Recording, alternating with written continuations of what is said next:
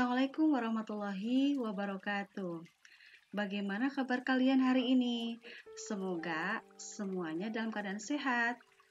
Di video saya sebelumnya, kita telah membahas mengenai pengukuran. Hari ini kita akan melanjutkan materi.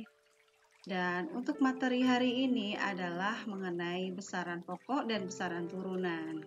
Langsung saja kita mulai. Anak-anakku, coba perhatikan gambar buah rambutan ini. Nah, apa saja yang dapat kita ukur dari rambutan ini? Iya, betul. Misalnya kita bisa mengukur masanya atau diameternya. Sesuatu yang dapat diukur dan dinyatakan dalam angka dan satuan itu disebut sebagai besaran. Lalu, apakah manis tidaknya rambutan dapat kita ukur? Betul, kita tidak bisa mengukurnya. Nah, sesuatu yang tidak dapat diukur itu disebut sebagai bukan besaran. Nah, besaran itu jenis-jenisnya ada dua, yaitu besaran pokok dan besaran turunan.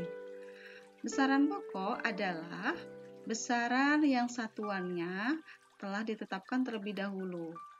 Contoh-contohnya dapat kita lihat dalam tabel berikut.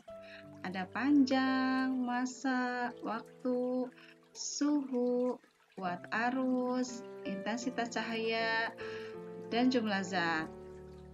Besaran-besaran ini sudah memiliki satuan.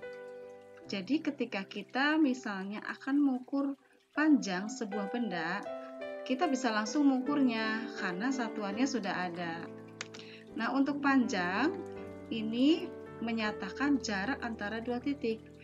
Kita bisa menggunakan alat ukur misalnya mistar atau penggaris, kemudian roll meter, ada jangka sorong atau mikrometer skrup. Berikutnya massa. Massa itu adalah jumlah materi yang terkandung dalam suatu benda. Nah, dalam kehidupan sehari-hari orang sering menyebutnya dengan istilah berat.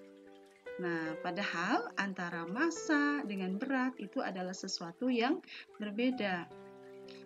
Massa itu jumlahnya akan selalu tetap dimanapun berada, tidak dipengaruhi oleh gaya gravitasi. Sementara berat itu dipengaruhi oleh gaya gravitasi. Nah, berat benda di bulan itu tidak sama dengan berat benda di bumi. Sementara massa baik di bumi atau di bulan itu sama alias tetap. Nah, alat ukurnya kita bisa menggunakan timbangan digital, timbangan dacin, timbangan duduk, timbangan gantung atau neraca. Lalu berikutnya adalah waktu. Waktu adalah selang antara dua kejadian atau dua peristiwa. Alat ukurnya bisa menggunakan alroji, jam pasir, jam matahari, atau stopwatch. Nah, berikutnya apa itu besaran turunan? Nah, besaran yang satuannya diturunkan dari besaran pokok itu adalah besaran turunan. Contoh-contohnya dapat kita lihat di dalam tabel berikut. Ada luas, volume, kecepatan, dan massa jenis. Nah, untuk menentukan misalnya luas suatu benda, misalnya kita akan menentukan luas suatu meja, luas meja ya. Maka pertama-tama kita harus mengukur dulu panjangnya dan lebarnya. Setelah itu baru kita bisa menentukan luasnya, yaitu dengan cara mengalihkan panjang dengan lebar. Dengan demikian, besaran turunan itu diturunkan dari besaran pokok. Lalu berikutnya besaran turunan yang lain adalah volume. Volume adalah besaran yang menyatakan seberapa banyak ruang yang bisa ditempati oleh suatu benda. Nah, benda di sini ada dua macam, yaitu benda beraturan dan benda tidak beraturan. Untuk benda yang beraturan, misalnya berbentuk balok atau berbentuk kubus, itu kita bisa langsung dengan menggunakan rumus. Nah, untuk benda yang bentuknya tidak beraturan, kita mengukurnya dengan cara yang berbeda. Nah, langkah-langkahnya mari kita lihat di tayangan berikut ini. Nah, pertama-tama kita sediakan benda yang akan kita ukur, kemudian gelas ukur dan air. Kita masukkan air ke dalam gelas ukur, lalu kita catat ketinggian atau volumenya. Misalnya di sini 150 ml.